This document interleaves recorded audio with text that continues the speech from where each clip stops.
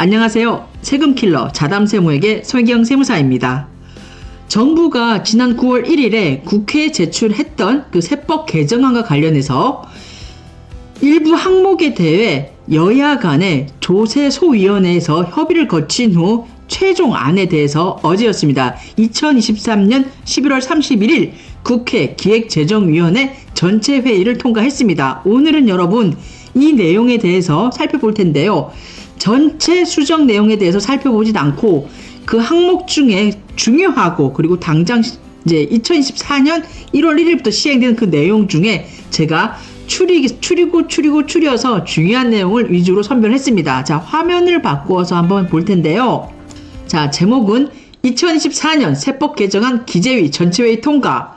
이제 세법 개정안 대비 주요 수정 내용입니다. 자, 제목은 이렇게 거창하게 제가 기획재정부 보도자료에서 따왔습니다.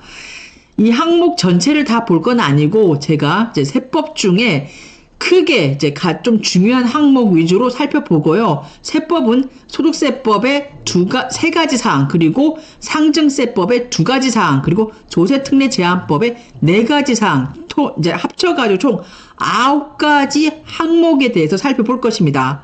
자, 일단은 여러분 소득세법입니다.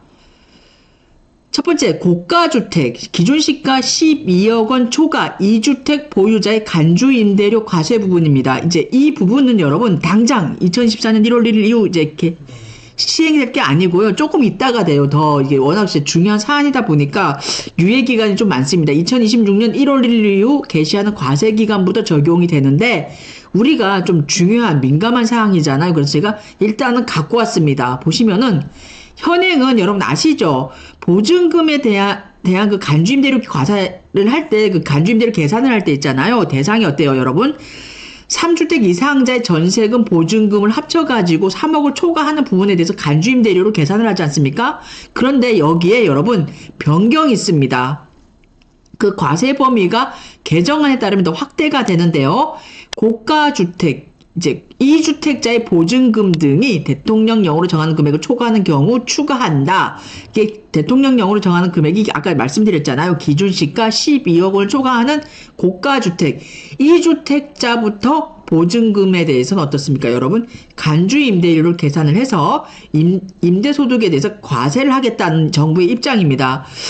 시행 시기가 일단은 이제 한 2년 정도가 더 지나야 되긴 하는데 그래도 여러분 24년, 25년 어때요? 준비를 하셔야 되지 않습니까? 그래서 중요한 사항이고 굉장히 민감한 사항이니까 제가 갖고 왔습니다.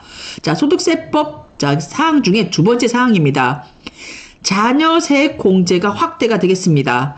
현행은 어떻습니까? 우리가 기본공제 대상자에 해당되는 자녀에 대해서 1명이면 15만원, 2명이면 30만원, 3명이면 30만원에 2명을 초과하는 1명당 30만원씩을 더 추가로 공제해 주잖아요. 말도 안 나와.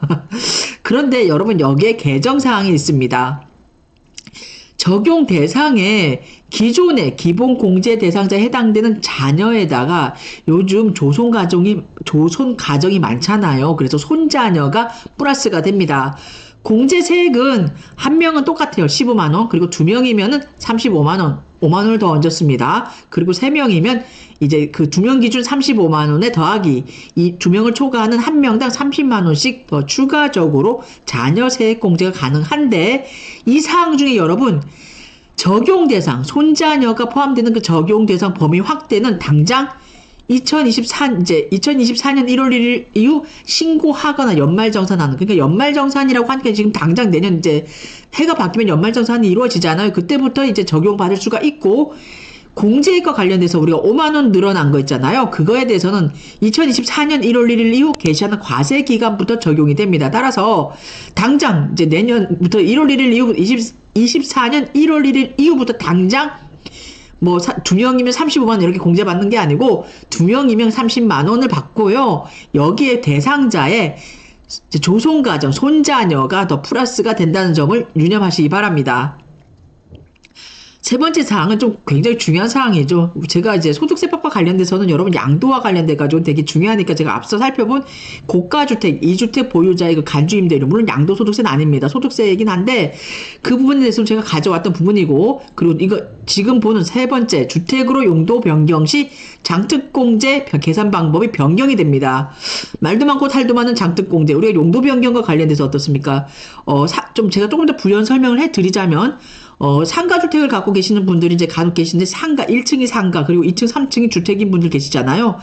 이런데 1층의 상가가 어떻게 목이 안 좋고 이제 그러다 보니까 장기적으로 공실 상태에서 좀 머리가 아프고 그러니까 용도 변경을 합니다. 용도 변경을 해가지고 주택으로 세를 주는 경우가 있는데 이럴 경우 많이 적용되는 거죠. 근데 그분이 문제는 뭐냐면 집이 그거 하나예요. 1세대 1주택인데 그 집이 한 20억 갑니다. 그럴 때 우리가 어떻습니까? 고가주택이니까 이제 장특공제 계산이라든가 그리고 용도 변경 이전 상가로서 보유하던 그 기간에 대한 그 장특공제를 어떻게 적용할 것인지 그런 부분에서 굉장히 이제 민감한 사항이잖아요. 이 사항에 대해서 참 말도 많고 설도 분분했는데 이게 정리가 됩니다. 여러분 보시면은 당초 정부안은요. 용도 변경으로 1세대 1주택이 된 경우 장특공제액은요. 첫 번째, 전체 보유 기간에 대해서 일반 공제를 적용한 금액. 그리고 두 번째는 용도 변경일부터, 주택으로 용도 변경일 한 그 날짜부터 양도일까지 1세대 1주택 공제율을 적용한 금액. 그러니까 좀 어디가 논리가 안 맞아요. 이 둘 중에 큰 금액을 우리가 장특공제로 하자. 그렇게 했는데, 수정안에서가 좀 합리적으로 바뀌었습니다. 보시면은 첫 번째가요. 일단은 보유기간 공제율을 계산을 하라. 그리고 거주기간 공제율, 주택이니까 거주기간 공제율도 계산을 해가지고 합리적으로 이게 맞는 것 같아요. 그래서 두 가지를 더한 항목에 대해서 장특공제를 적용을 하겠답니다. 보시면 보유기간 공제율입니다. 최대 40%를 한도로 적용을 하는데 맞지 않습니까? 어차피 80%까지 이제 1세대 1주택인 경우 이제 고가주택일 때 이제 장특공제 최대 80%잖아요. 보유기간 40, 거주기간 40 이런데 보유기간 최대 40%를 적용을 하는데 보유기간 공제율은 비주택 보유기간에 대한 일반 공제율 그리고 용도 변경일 이전까지겠죠. 그럼 용도 변경일 이후 주택 보유기간에 대한 1세대 1주택 공제율을 적용을 한 그 금액을 더해가지고 보유기간 공제액을 계산을 하고요. 두 번째 거주기간 공제율입니다. 주택 거주 기간에 대해서 1세대 1주택 공제율 최대 이제 40%죠. 요렇게 해서 계산한 금액을 더한 금액을 어떻습니까? 장특공제액으로 인정을 하겠다라고 하고 있습니다. 이 규정은 여러분 당장 24년 1월 1일이 아닙니다. 1년을 약간 유예를 둔 것 같아요. 그래서 내후년입니다. 내후년 2025년 1월 1일 이후 양도하는 분부터 적용을 합니다, 여러분. 자, 여기까지가 제가 간추려본 소득세법에 대한 여야 간 합의가 도출된 그 수정 내용을 최종적으로 반영한 소득세법 개정안이었습니다. 자, 아시겠죠? 첫 번째 뭐라고 했습니까? 자, 고가주택에 대해서 2주택 보유자의 간주임대료 과세 부분에 대해서 얘기를 했고요. 두 번째가 자녀세액공제 확대, 그리고 세 번째 주택으로 용도 변경할 경우에 장특공제 계산 방법과 관련해서 그 변경사항이 있다는 점까지 짚어드렸습니다. 자, 두 번째 살펴보실 세목은요. 상속세 및 증여세법입니다. 제가 이거 정말 혼인, 출산, 증여재산 공제 말도 많고 탈도 많습니다. 자, 여러분 보시면은 이게 정말 원래는 혼인에 따른 그 증여재산 공제 안에 대해서만 정부안이 나왔는데 이제 어제였습니다. 어제 그 조세 소위원회에서 여야 간에 격렬하게 대치했던 사항 중에 요 사항이 하나 있었다 그러더라고요. 자, 출산에 대한 것도 플러스가 됩니다. 보시면은 당초 정부안인 경우에는 혼인 증여재산 공제 이제 세 가지 요건을 무조건 다 충족을 해야 되는데 첫 번째 증여자가 직계 존속해야 되고 공제 한도는 1억 원이다. 그리고 증여일을 이제 계산을 할 때는 혼인신고일을 기준으로 해가지고 이전 2년 그리고 혼인신고일 이후 2년간 총 4년 동안에 그 받은 금액 공제 한도 1억 원을 공제해준다는 내용이었는데 여기에 여러분 출산 증여재산 공제 항목이 플러스가 됩니다. 보시면은 자 조건이요 모두 충족을 해야 돼요. 첫 번째 증여자가 직계 존속인 건 똑같습니다. 그리고 공제 한도 1억 원 똑같고요. 증여일이 조금 틀립니다. 출산이니까 이게 미혼모 출산에 대해서 이제 많이 이제 지원을 하기 위해서 이제 어떻게 보면 형평성이 있어야 되잖아요. 그래서 그런 부분에 대해서 이제 하다 보니까 증여일이 약간 틀립니다. 혼인과 틀립니다. 자녀의 출생일로부터 2년 이내에 그러니까 앞으로죠. 자녀 출생 전에 2년 후에 뭐가 어떻게 애를 가질지 안 가질지 모르겠고 좀 이게 말이 안 되잖아요. 그래서 자녀가 태어나고 나서 2년 이내에 직계존속으로부터 받는 출산 증여재산에 대해서 1억 원을 한도로 공제를 해준다는 겁니다. 그리고 입양인 경우에도 입양 신고일로부터 어떻습니까? 2년 이내에 공제 한도, 직계존속으로부터 1억 원을 한도로 해서 증여재산이 공제 가능하겠습니다. 그리고 통합공제는요, 여러분, 세 가지 중에 하나를 선택을 할 수 있어요. 혼인을 했을 때 이렇게 1억 원을 공제받을 것인지, 아니면 출산을 했을 때 1억 원을 공제받을 것인지, 아니면 혼인 출산해가지고 1억 원을 공제받을 것인지, 이렇게 해서 세 가지 중에 선택을 할 수가 있고, 이렇게 얘기만 되면 여러분 무슨 내용인지 잘 모르시겠죠? 여러분 제가 풀어서 말씀드리겠습니다. 일단은 혼인에 대한 그 증여재산 공제는요, 인당 계산을 합니다. 따라서 우리가 지금 현행 규정에 의했을 때는 어떻습니까? 직계 미속이 10년 이내 직계 존속으로부터 받은 증여재산 5천만 원에 대해서 비과세를 하잖아요. 그러면 그 5천만 원에 여러분이 결혼을 한 어느 한 부모님, 신랑이나 신부 측 한쪽입니다. 그러면 신랑이다 그러면 신랑 측에서가 제가 그 신랑 측이 10년 이내 받은 게 없어요. 직계 존속으로부터. 그러면 5천만 원 플러스 혼인에 대한 증여재산은 얼마? 1억 원까지 합쳐서 1억 5천이잖아요. 그럼 신랑 측 1억 5천, 그리고 신분 측 1억 5천 해가지고 양가가 합쳤을 때 어때요? 3억 원까지 혼인에 따른 증여재산 공제가 가능하겠습니다. 그리고 출산인 경우에는 미혼모의 출산에 대해서 어떻게 좀 생각하는 그 배려적인 차원에서 1억 5천만 원입니다. 똑같이 이 미혼모께서 이제 10년 소급해서 10년 이내 받은 게 없어요. 증여재산이 직계 존속으로부터. 그러면 그거 5천만 원 플러스 출산 증여재산 공제 1억 원 플러스를 해가지고 1억 5천입니다. 1억 5천 한도 내에서 어떻습니까? 출산 증여재산 공제가 가능하겠습니다. 자, 출산 증여재산 공제 가능하고 제가 혼인 증여재산 공제 가능하다 그러니까 제가 5천만 원까지 합쳐가지고 이 말에 들어가는 게 아니고요. 여러분, 그것은 5천만 원 증여재산 공제고요. 그 별도로 혼인 증여재산 공제 1억, 그리고 출산 증여재산 공제 1억까지 합쳐서 1억 5천이란 뜻입니다. 여러분. 자, 넘어가도록 하겠습니다. 이 규정은 여러분, 2024년 1월 1일 이후 증여받는 분부터 적용이 됩니다. 예. 그럼 이제 혼인을 조금 풀어서 생각을 했을 때, 증여받는 분부터 적용을 하니까, 이렇게 역으로 다시 우리 상상력의 나래를 한번 펴보면은, 여러분이 작년에 결혼을 했습니다. 한 1년 정도 경과했어요. 그러면 결혼했는데 받으신 게 없어. 그런데 요 규정을 봤을 때 어떻습니까?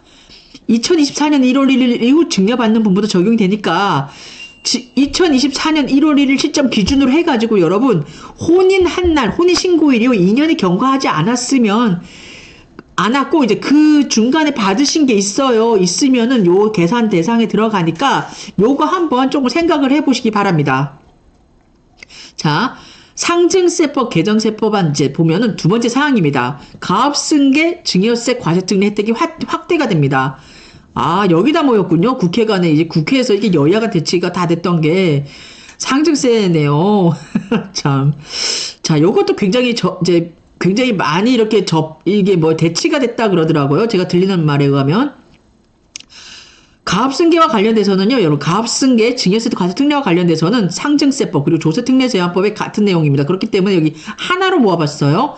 자, 일단은 당초 정부안은요, 가압승계 증여세 과세특례와 관련돼서 저율과세 구간과 여부연납 기간 내 확대를 했는데 저율과세 구간이 당초 300억 원이었습니다. 우리가 가압승계와 관련돼서 증여받은 그 가액에서 기본공제 10억 원을 제외하고 난 그 과세 표준이 300억 원까지는 저율과세 10%, 그리고 300억 원을 초과하는 부분에 대해서는 20%를 적용을 했는데 이 300억 원 기준이 여러분 여야 간에 굉장히 이제 대치가 돼가지고 야당 쪽에서가 굉장히 좀 반발이 거셌던 것 같더라고요. 그래서 부자 감세 아니냐 그런 얘기도 막 왔다 갔다 하고 그랬던 것 같은데 300억 원이 여러분 하향 조정됐습니다. 120억 원으로 하향 조정이 됩니다. 따라서 수정안에 따르면은 과세 표준 120억 원까지는 저율과세 10%를 적용을 하고요. 120억 원을 초과하는 분에 대해서는 20%의 세율이 적용되겠습니다. 그리고 두 번째가 연부연납 기간입니다. 우리가 납세담보를 제공을 하고 연부연납 어떻습니까? 지금 가압상속 공제와 관련돼서도 그 연부연납 이렇게 기간을 보면 우리가 상증세인 경우는 어때요? 연부연납 허가일로부터 20년이 이제 기본 사항이거든요. 근데 증여세인 경우 현행 5년입니다. 근데 이 사항이 우리가 증여세 과세 특례와 관련돼서는 당초 정부안이요 20년이었어요. 상증세하고 상속세하고 증여세하고 어떻게 보면 이게 형평성을 맞추기 위해서 그렇게 갔던 것 같다라고 생각을 했는데 이 사안이 야당 측의 반발로 15년으로 변경이 됩니다. 따라서 지금 가업승계와 관련된 증여세 과세 특례에 대해서는 연부연납이 15년입니다, 여러분. 자, 이 부분과 관련돼서 자, 저율과세 구간입니다. 아까 120억 원까지는 10%를 적용을 하잖아요. 이거에 대해서는 2024년 1월 1일 이후 증여 받는 분부터 적용이 되고요. 연부연납 기간 확대와 관련돼서는 2024년 1월 1일 이후 증여세 과세표준 신고 기한 내 신청하는 분부터 적용이 됩니다. 그러니까 증여세 과세표준도 신고 기간에 잘 신청을 하셔야 됩니다, 여러분. 자, 다음으로는요.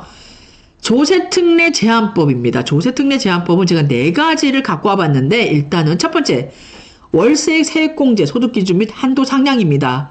현행 월세 세액공제와 관련돼서는 그 대상자가 근로자인 경우에는 총급여 7천만 원 이하, 그리고 근로자 이외인 경우에는 종합소득금액 6천만 원 이하인 무주택 근로자 및 성실 사업자를 대상으로 해가지고 월세액의 15%, 17%를 공제를 해주는데요. 공제 한도도 750입니다. 하지만 이 사안이 2024년 1월 1일 이후 지급받는 그 월세 분부터가 변경이 됩니다. 자, 총급여가요. 총급여 그 대상에서 총급여 그 7천만 원 이하가 자, 8천만 원으로 상량 조정이 되고 종합소득 금액도 역시 7천만 원으로 1천만 원 상량 조정이 되겠습니다.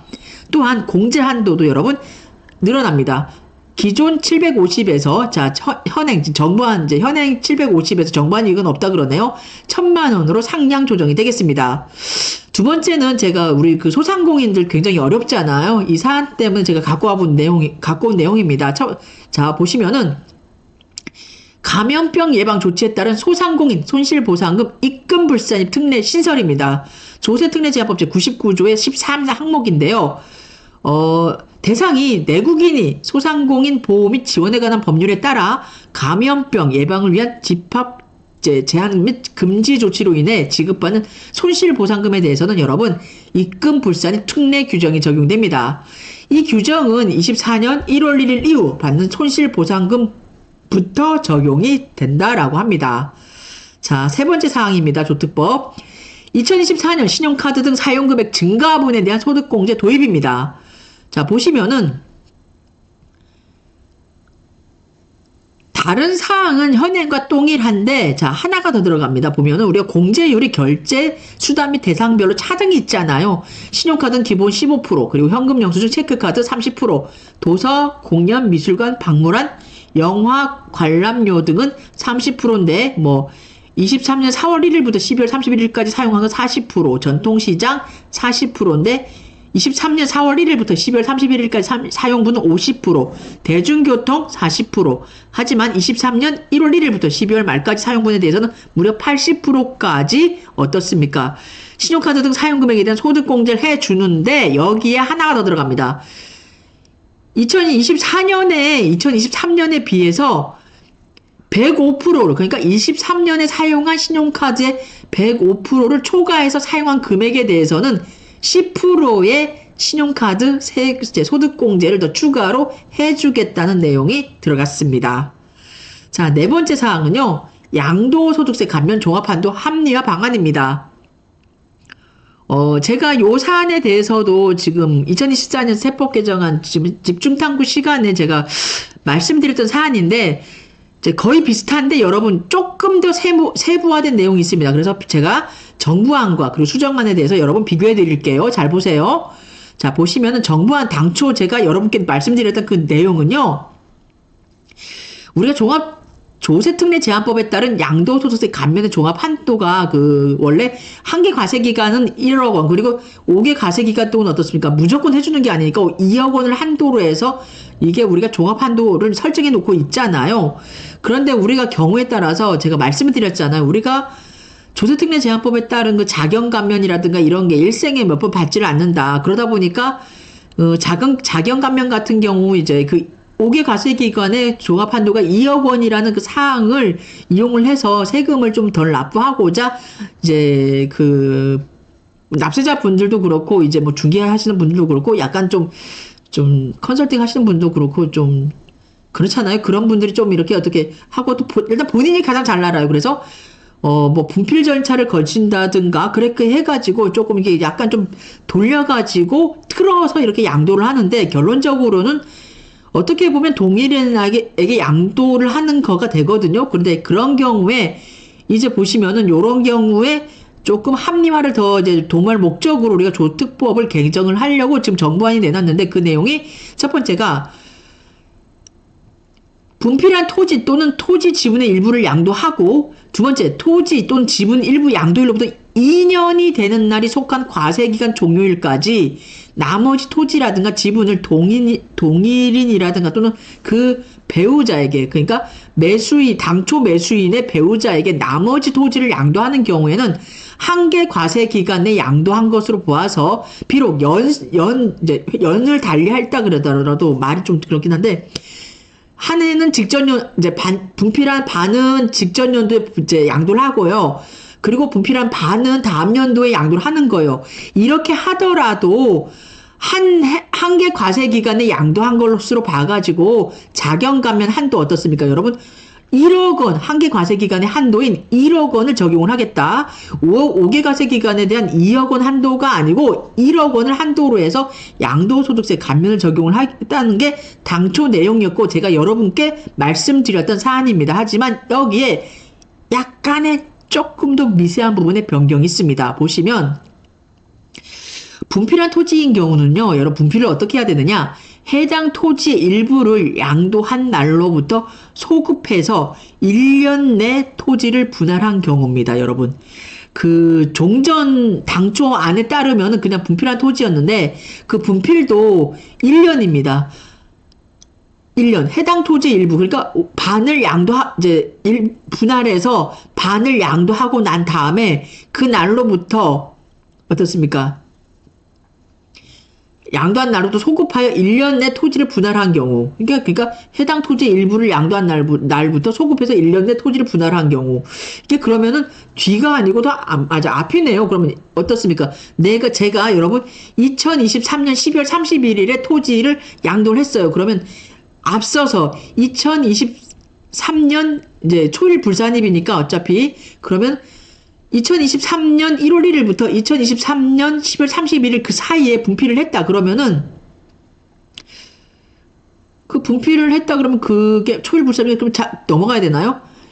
2023년 12월 31일부터 2022년 10월 31일부터 2023년 10월 31일까지 그 사이에 그러니까 소급해서 1년 이내 내가 토지 반을 팔기 이전 1년 이내에 분필한 사항이 있다 그러면 어떻습니까? 이거는 한계 과세 기간에 양도한 것으로 보겠다는 겁니다. 그러면 돌려 생각하면 1년 당초 그럼 한 1년을 훨씬 초과해서 그 이전 한 2년 이전에 분필하면 상관이 없다는 말이겠네요.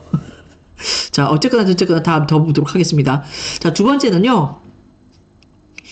두 번째 사항은 토지 그 일부 양도일로부터 2년이 되는 날이 속한 과세기간 종료일이었잖아요. 그래서 그 기간이 좀 늘었지 않습니까?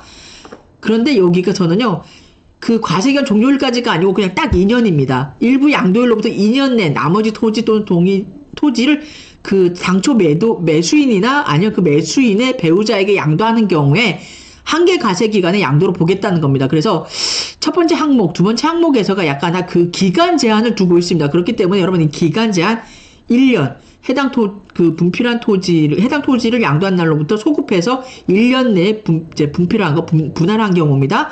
그런 경우. 그리고 나머지 토지 양도에 대해서는 토지 일부 양도로부터 2년 내 나머지 토지를 만약에 당초 매수인이거나 아니면 당초 매수인의 배우자에게 양도하는 경우입니다. 이 각각의 요건이 있으니까 여러분 이 요건 잘 지켜보시기 바랍니다. 그리고 이 사항은 2024년 당장입니다. 1월 1일 이후 양도하는 분부터 적용이 된다 그러니까 굉장히 중요한 사안입니다. 따라서 이제 오늘 제가 여러분에게 조특법에 대한 4가지 사항, 그리고 상증세법에 대한 2가지 사항, 그리고 소득세법에 대해서 3가지 사항, 그러니까 조특법을 한번 더 보시면은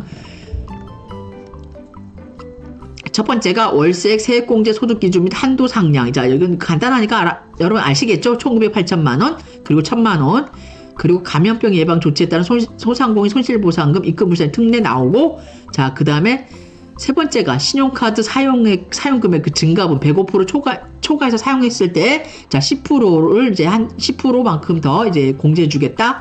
자, 그 다음에 좀 중요한 사안이죠. 제가 양도소득세 감면 종합한도 합리화 방안과 관련돼서 세부적으로 분필을 했을 때 이제 요런 따라가는 사안입니다. 한 필지 토지를 분필한 경우, 분필해서 양도하는 경우에 파생되는 문제에 대해서 세법에서 법조문으로 딱 집어넣은 사안입니다. 그래서 제가 조세특례제한법과 관련돼서는 이 양도소득세 감면 종합한도 합리화 방안이 저는 조특법 조세특례제한법 제133조가 중요하다고 생각을 하고요. 그리고 우리가 상증세법은 이제 두 가지 사항, 제가 이제 여야 간에 극렬하게 대치했던 두 가지 사항에 대해서 뽑아서 말씀드렸는데, 첫 번째가 혼인, 출산, 증여재산 공제 신설, 그리고 두 번째가 가압승계 증여세 과세특례 혜택과 관련돼서 당초 원안에서가 많이 축소가 돼가지고 저율과세 구간이 300억 원에서 120억 원으로 하향 조정이 됐고, 연부연납 기간도 당초 20년이었지만 15년으로 줄어들었다는 점, 좀 이렇게까지 표현을 하기 좀 그런데 일단 15년으로 변경이 됩니다. 오늘은 참 어제 이제 오늘이 12월 1일이거든요, 여러분. 참 어제 11월 30일 참 11월 30일 11월의 그 마지막 날을 우리가 그 기재위에서 지금 굉장히 지금 진통을 겪은 거죠. 산통을 겪었는데, 조세 소위원회에서 여야 간의 그 협의를 통해 가지고 이런 사안들이 이제 극렬하게 대비되면서 많이 이제 좀 손질도 하고, 어떻게 보면 이제 합리적으로 들어간 부분도 분명 있어요. 그 장특 공제 있잖아요. 주택으로 용도 변경 시 장특 그 공제 그 계산 방법과 관련돼서는 제가 솔직히 수정안이 맞다라고 생각을 합니다. 그런데 약간 좀 아쉬운 거는 좀 아쉽죠. 물론 우리가 그 상증세법에서 혼인, 출산, 증여재산 공제 이 항목에서 출산 미혼모들에 대한 그 배려 차원에서 출산, 증여재산 공제 들어간 건 참 좋아요. 좋은데, 이게 그 가압승계 증여세 과세특례와 관련돼서는 좀 제가 좀 많이 안타깝습니다. 이게, 어떻게 보면 우리 지금 경기 굉장히 힘들잖아요. 그리고 어떻게 보면 살려야 될 어떻게 보면 유지해야 될 우리의 그런 업종들이 있지 않습니까? 물론 이제 현대 사회는 지금 우리는 지금 팬데믹 이전의 그 삶과 비교했을 때 8배속 이상 빠른 그런 삶을 살고 있다 그러지만, 그래도 우리가 겪어왔던 그 과정 중에 우리 그 산업화의 그 주역을 담당했던 분들이 그쪽 산업계에서는 어떻습니까? 유지해야 되고 계승해야 되고 어떠한 변화를 초래해서 우리가 더 나아가야 되는 그런 분야가 분명히 있거든요. 산업과 관련돼서. 그래서 그런 부분을 고려를 했을 때, 제가 생각을 했을 때는 이 증여세 과세특례와 관련해서 저율과세 기간은 원안대로 300억 원으로 가고, 연부연납도 한 20년으로 그 상속세하고 좀 이렇게 형평을 맞추는 게 더 합리적이지 않았나. 이 부분에 대해서 약간의 저는 조금 약간의 좀 그렇습니다. 약간 실망감을, 제가 솔직히 말씀드리면 실망입니다. 약간 실망감이 지금 나오고 있습니다, 저한테서는. 그래서 어쨌든 약간 실망한 저희 마음을 이제 반영을 하면서 이제 지금 이 시간을 하고 있는데요.